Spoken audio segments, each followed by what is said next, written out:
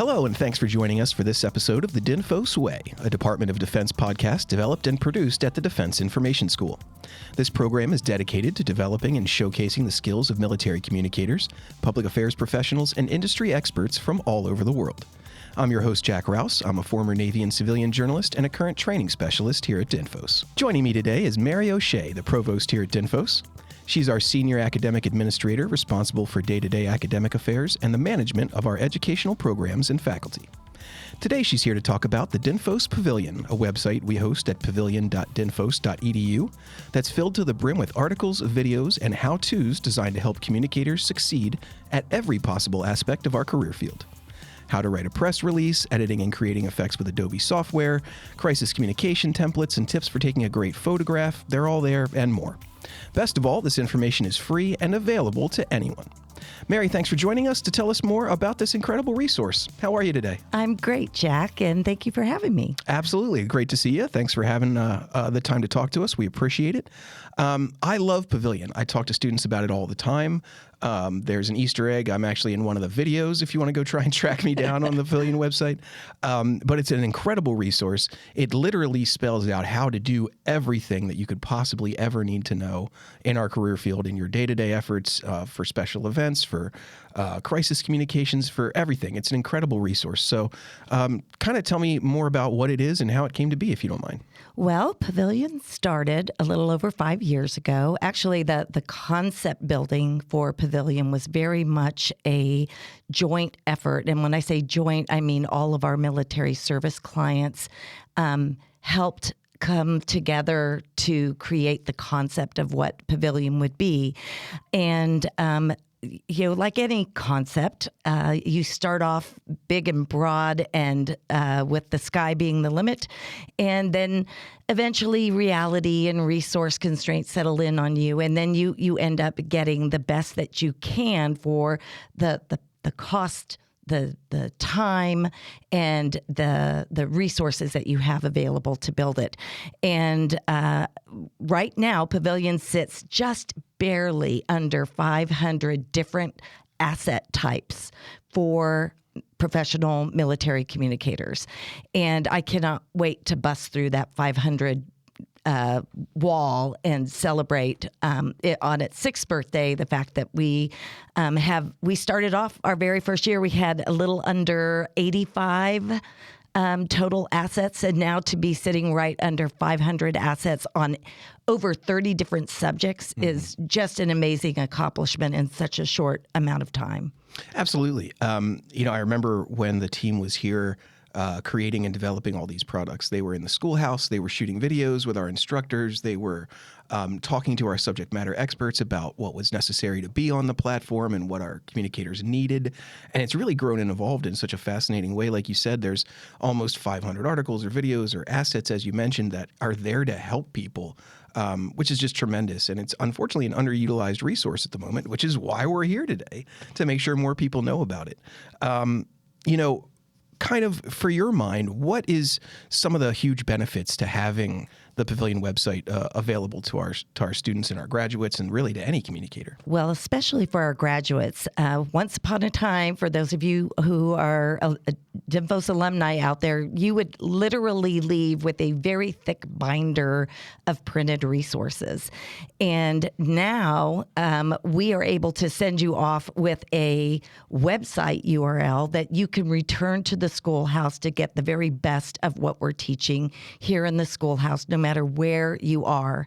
And when you get out there to the fleet and field, you're going to be working with individuals, leaders in your units who want to take you to the next step on your way to becoming journeymen and eventually masters at your craft. And part of doing that is keeping up with the technological changes and the environmental information world that you're completely inundated with day in and day out with dynamic change. And Pavilion was designed to be that agile, just-in-time way of reaching our alumni who might never make it back to the schoolhouse because they are so desperately needed where they are out in operations. Talk more, if you can, about some of the resources that are available on Pavilion. So Pavilion right now has 11 different asset types. Some of them are the articles, the videos, the checklists that we talk about, but there are also interactive types. So there's check your knowledge, there's simulation, and there's interactive. We have one that's called Hotspot that is more visual in nature, and that's what makes Pavilion and its content so unique, is that there's something for everybody. There's templates you could download, and then you can customize to fit your unit's needs. But at least you have the bones of what good looks like, and you can then iterate for whatever your operations happen to be. And we've had some of the best SMEs, not only the faculty that come here to teach at DINFOS, but we get SMEs from the fleet and field who volunteer to help us create this content. And from the beginning, the first thing that we all agree to, and it's part of our business model, is if somebody is out there already doing it, we don't need to recreate the wheel. We want assets or content types that are specific to the military context because it is unique. What we do is not like industry does. What we do we do it for a completely different reason than industry or private businesses do. And so we have to keep that in the forefront of everything we do. We serve the greater American public and all of our security partners. And so that pavilion content is always created with that military communicator in mind. I'm glad that you said that, because it is, our mission is very unique and very specific. What we do is different than what is happening out there in the civilian world, certainly. Can you give us some examples of the content that you can find on Pavilion that is, maybe specific to a certain organization or service, or, something that is very unique to Pavilion that you might not find anywhere else? Yes. So the first thing I would say is we always ground everything we do in doctrine, in regulation, in policy. And a good example of that is, our policy that's been in effect for a long time, like the DOD I-5040.02, that guides what types of imagery modifications can be made without stepping over any ethical boundaries. And in Pavilion, we offer access to the actual resource location of where all of those DODIs, DODDs, the JPs, where they are all located, so that anybody can reference them from their parent source, so that you're getting the hot off the presses version of it. Version control is very much something that we work to stay on top of on a biannual basis as part of our life cycle maintenance of those assets. The other thing that we do then is that we take it into the world of application. So what does translating that regulation or requirement mean in terms of what you would do at the unit level? And so then we work with our subject matter experts to create things like example SOPs, example checklist, example knowledge checks, so that when somebody comes into a unit fresh and wants to learn what that unit member needs to know for that specific operation, they can use those templates and things from Pavilion to target and customize what they need that member to know, and use it to do unit training and bring them up to speed as quickly as possible, while still maintaining, a high continuity of standard across the board. In terms of service kind of focus, one of the things that is also part of our business model is, and by the way, we did go into Pavilion very much with a business plan in mind, and we work very hard to stay true to that model, and our content strategy has been developed based upon what that model requires. So one of the requirements is that when we look for subject matter expertise, we are looking for multiple service voices to weigh in on the development of that process. We develop all of our content in what's called batches, and we usually have about 8 batches a year, and a batch, depending on how complex the material is, usually ranges from 12 to as high as 20, depending, again, on the asset types. But normally we're right around the 12 to 15 asset marks per month. And so we make sure that we have Air Force, Marine Corps, Navy, Army, representation. If we can, we try to get National Guard and Reserve input into that process as well, because they, quite frankly, are one of our primary target audiences. Believe it or not, we built Pavilion not for our students here in the schoolhouse, because they have access to experts all day long. And who we really built Pavilion for was the fleet and field. Those people who've been out there more than a minute, and things have changed under their feet as they've been working. And so we're trying to get that kind of subject matter expertise, which is, by the way, why we have military instructors here in the schoolhouse constantly rotating in. We're trying to get that expertise back out to those people who don't get to come back to the brick and mortar schoolhouse. What kind of feedback are you guys getting? Because I would assume that there's a lot of your customer base that's reached out to you and said, I need this, or this works really well, or this doesn't work. So obviously you guys have changed and adapted, but what kind of feedback have you gotten, and how have you changed and adapted to it? So some of the growth and development of objects that we create for Pavilion come directly from the feedback. Somebody will go out to Pavilion, search for a key term or several key terms, and come up empty with what they were looking for. And so there is a very easy feedback mechanism on the landing page of Pavilion. You just scroll right down to the bottom banner and boom, there it is. Everything you need to get in touch with our Pavilion experts. And we work really hard to respond within 24 hours, business hours, to those responses. And we actually started a backlog of everything that everybody ever asked for. And so much of the content that's been developed, and the reason why we're up to almost 500 content types, comes directly from the recommendations from our own users. The other thing that makes Pavilion unique is its search features. Most people who go to Pavilion, the first thing they'll probably notice is the most prominent feature is the query bar that takes up almost the entire banner of the landing page. We did that intentionally. We wanted Pavilion to look and feel easy to use, much like you would in when you land on a Google page. It's all about the search. And so we actually built a faceted search feature for Pavilion where it's predictive. So if you were to write in social media, it would immediately start recommending some of the titles of our assets.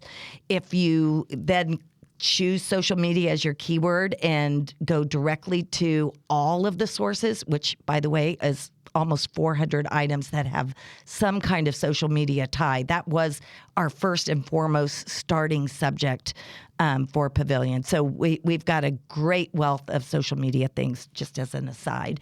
So that faceted search is something that was custom built just for Pavilion. Pavilion, by the way, is built on an AFPIMS background.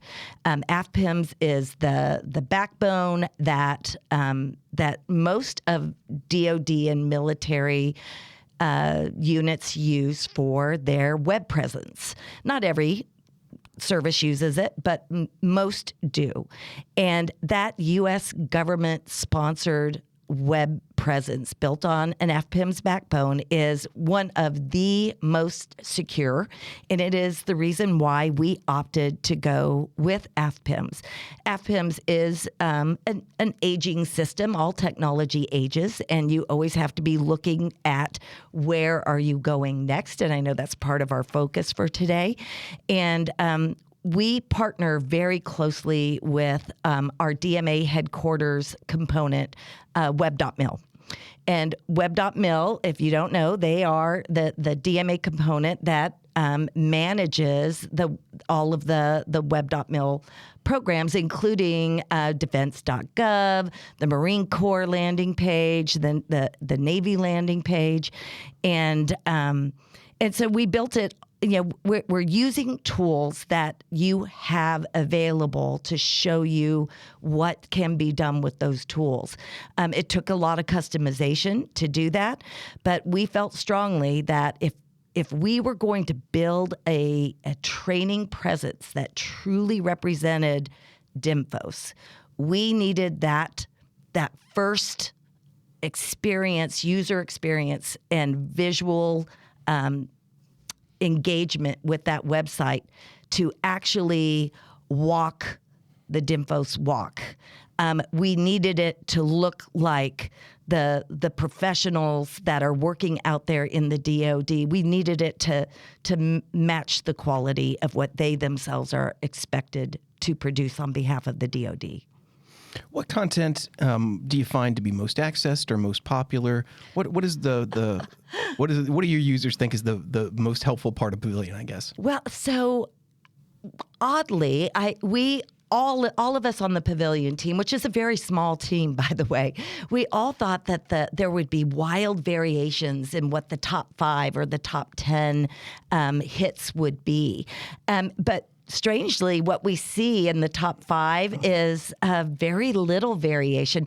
One of the most popular things that people look up is the service insignia and how to write for each service all the different ranks for those services. And, Air Force writes it different than Army, writes a rank different than the Marine Corps.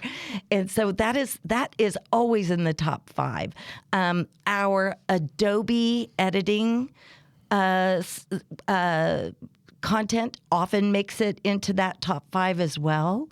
And they tend to be more on the VI side of the house.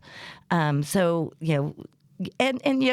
are a lot of VI specialists out there in the DoD, so they're definitely driving the primary use of the top 5 anyway. Let's see, what else is very popular? Every once in a while, when there's a big event, I'll use the event like Jimmy Carter's most recent passing, bless his heart. That triggers a lot of activity in the public affairs realm in support of state events, like in the case of a president's funeral. And so we expect that we'll probably see an uptick in usage for planning for those kind of special events, which, already usually have some kind of pre-planned elements that the units that are responsible for already use. But, in the DoD, it's all about amplifying the message. And so when those units are putting together those products, you got to know what to do with them once you receive them.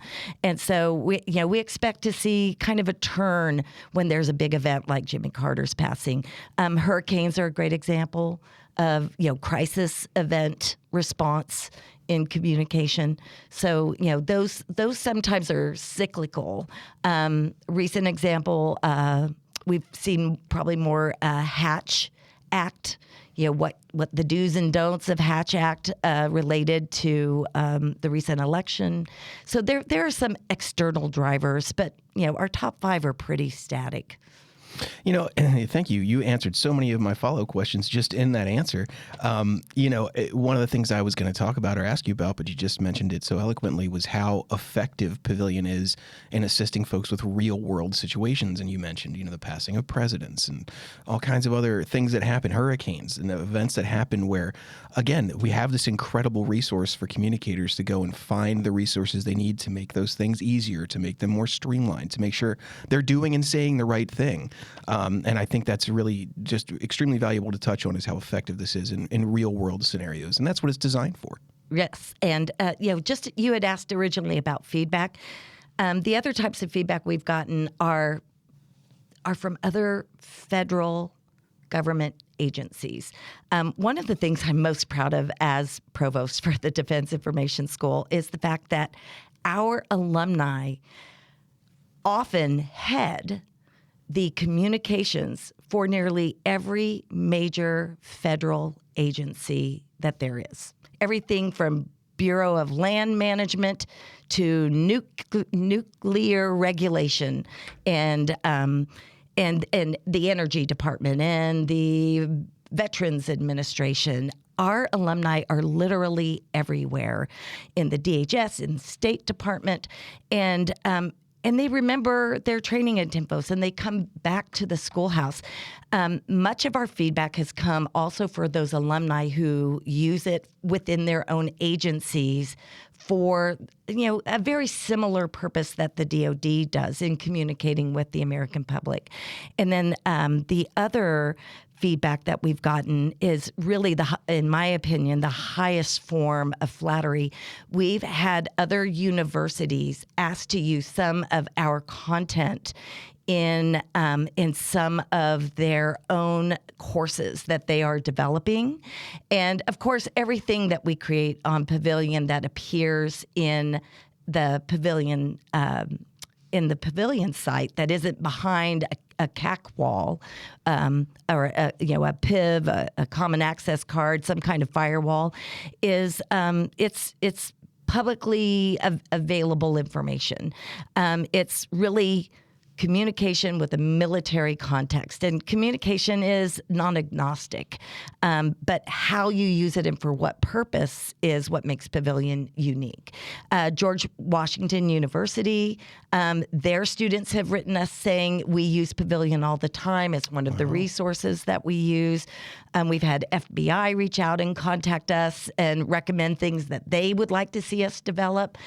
Of course, we put it in the backlog, but our priority is first and foremost always the military communicator.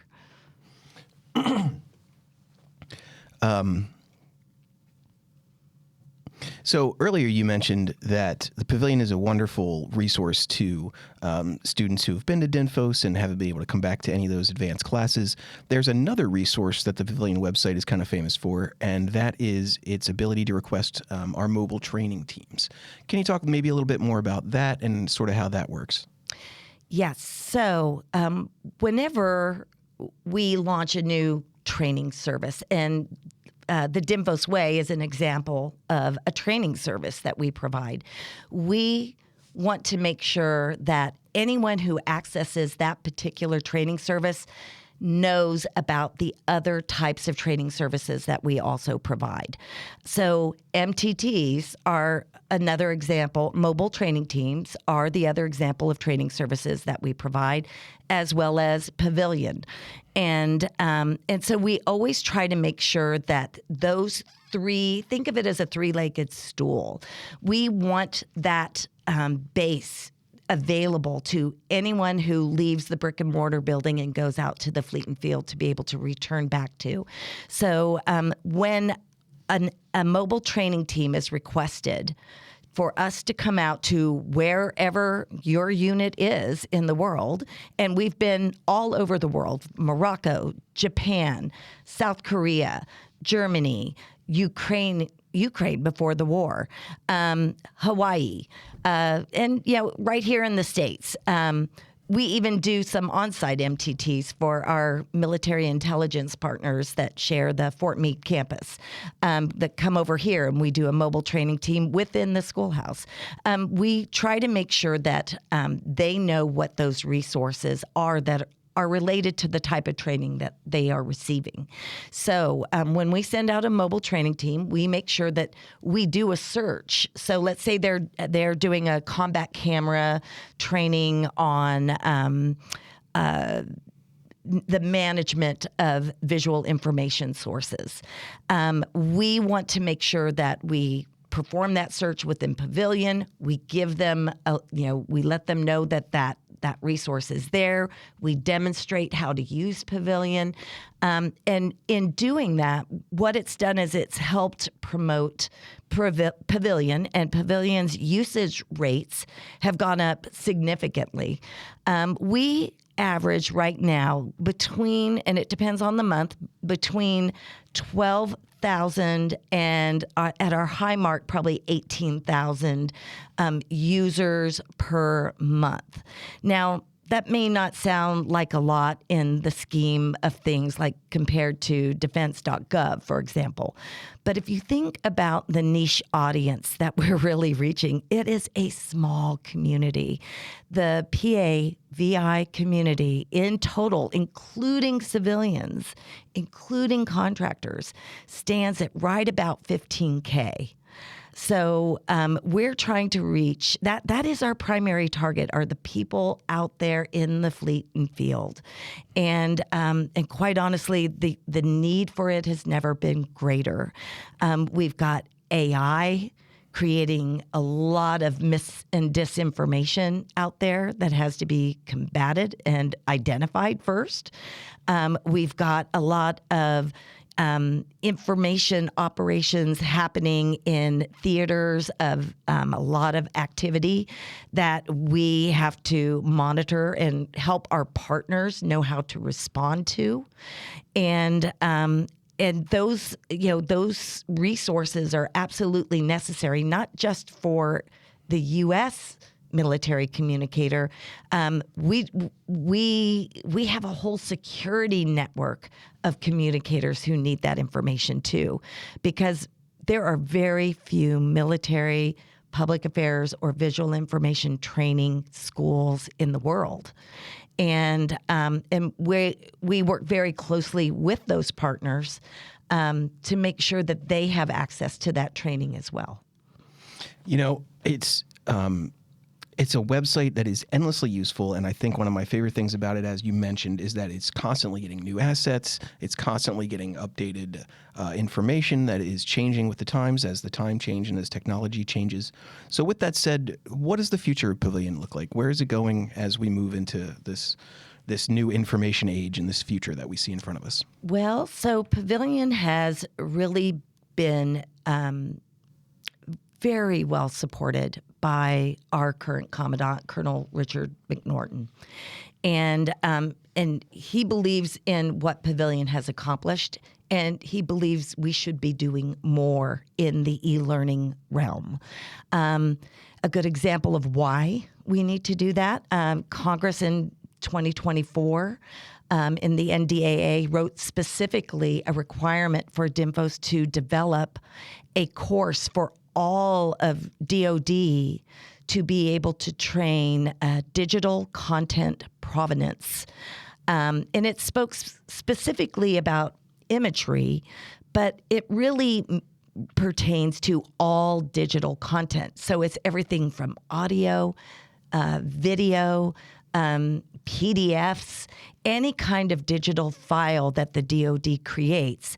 How do we prove that it is the original, that DoD was the original source of that information, and whether or not some bad actor has taken it and changed it for some bad purpose.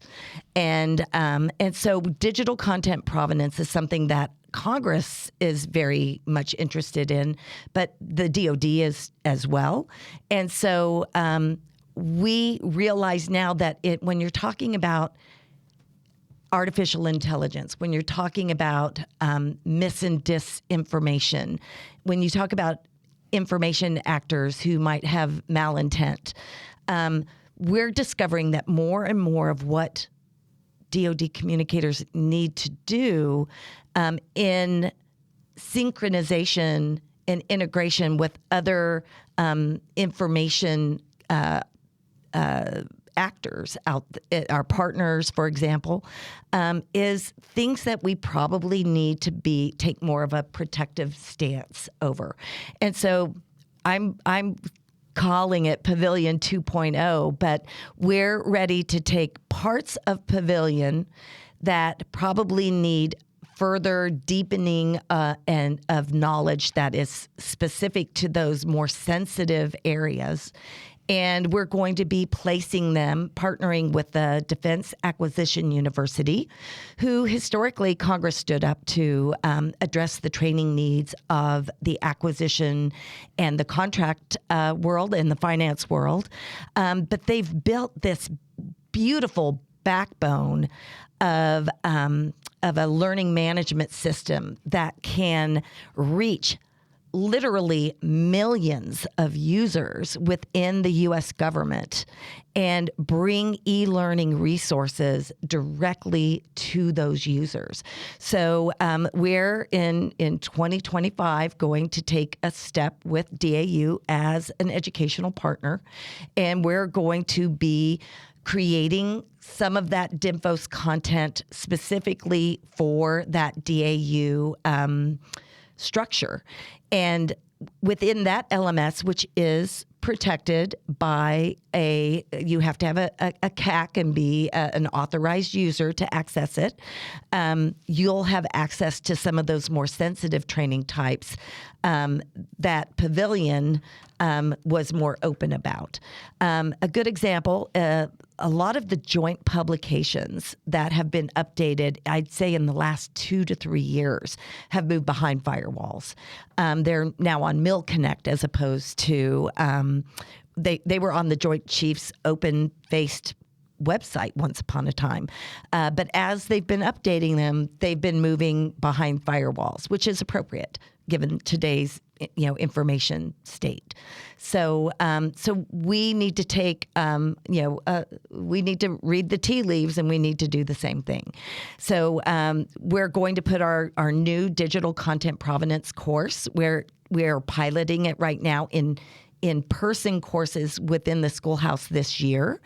And we're going to redevelop it based on the feedback that we get from different VIPA communities, because each of them process and handle information in very different ways from each other.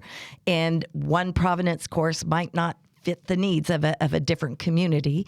And we're going to begin creating provenance courses so that those 15,000 DoD communicators out in the fleet and field will have something that they can go to that will give them the latest up-to-date training on digital content provenance, which I'll just put a bug in everyone's ears if you remember nothing else about this particular podcast, is that because the technology of digital provenance is changing and is in such flux, to the point that DoD has not been able to adopt a single standard.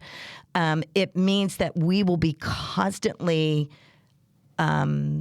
tracking the technology for digital content provenance and updating our communicators on the best of what's out there right now until DoD has a single standard for use. So I would recommend once that content goes live, I'd love to come back and talk just specifically about that and how unit trainers can use those resources to start understanding digital content provenance and what that requirement is going to start to look like for them out there as they're capturing imagery and as they're releasing imagery. Mm-hmm. That's great. And also to our listeners, please, we did an episode on mis and disinformation, and we did an episode with Adobe about that very same topic. So please, I would encourage our listeners to go back and listen to those episodes. They are very specific to the topics that you just talked about and very useful for our audience, I think. All of that's fascinating, and I'm so glad that not only Pavilion exists, but that it's updating and that it's keeping pace with the times, because I send students there all the time, and obviously your 12 to 18,000 users think it's phenomenal, and I'm glad that it's going to continue to improve and change and grow. How can your users stay up to speed and updated on the new information and resources as they get added to Pavilion? So one of the new things we just started doing was a quarterly Pavilion newsletter. And we tried to keep it to 2 PDF pages, normal 8.5 by 11. Basically letting people know that these new content objects dropped, or these objects had major changes. Perhaps the doctrine changed, or the regulation changed, and there's new requirements you need to know about. So it'll summarize what those requirements, those changes are, and then point you right back to the original source document so you could read it yourself and get your own unit up to speed. The best way, of course, is just to go there and bookmark it and make a point as part of your unit training. Most units have some kind of required training. When you know you've got your training calendar planned for the next 12 months, and here we are in January, it's a great time to look out for all of the calendar year 2025 and decide what training you want to do at the unit level. Go to Pavilion, try out that faceted search feature, plug in your keyword searches, and see what is already out there for you to start using right now. The other thing that we have, and it again is through that same feedback loop I mentioned earlier at the bottom of the landing page, is if you don't see something you need, but you need an answer as soon as possible, ask us the question. We may not have the answer, Mary O'Shea and my contracted Pavilion team, but we know who the subject matter experts are, and we will connect you with them and get you the answer that you need. And we try to do that within a span of 24 hours, not 24 days. So reach back. It also tells us what the demand signal is. What new thing should we be developing for you? And so the more you reach back to us, the more we're able to become what you need us to be. We will probably hit a time where Pavilion, and in fact, we do have a very small number of objects that get archived, that we see that their use just isn't there, that we see that the terminology or what we built it to do is no longer needed, maybe because technology has made it so easy that you don't need a separate training item on it. So we twice a year go through a verification process, and you will notice that all of our content has a date stamp. Our goal is to make sure that all of our content has subject matter expert eyes on it at least every 2 to 3 years at the most. We try for 2 years. Some of our more static documents, like doctrine often doesn't change that rapidly. But what we say about doctrine might. So you'll even with doctrine, anytime there's a doctrine change, there's usually some kind of training change associated with it. That's a good reason to come back to Pavilion and look at what we need to do out in the fleet and field in response to those changes. Awesome. Thank you so much for coming and talking to us about Pavilion. Again, it's an incredible resource. It's available to anyone in our career field and to the greater public at large, most of it anyway. And I would encourage folks who have any questions about anything to do with our career field to utilize it. Folks who have any questions about Pavilion to please reach out to you. And hopefully we'll have you back on again in the future to tell us more about this website as it changes. And hopefully this episode increases your user base a little bit. So. I hope so too. I love seeing bumps based on the efforts that we're putting into this. It's rewarding. Awesome. Well, Mary, thank you for joining us. I really appreciate it. We'll have you back on again in the future. Thank you, Jack.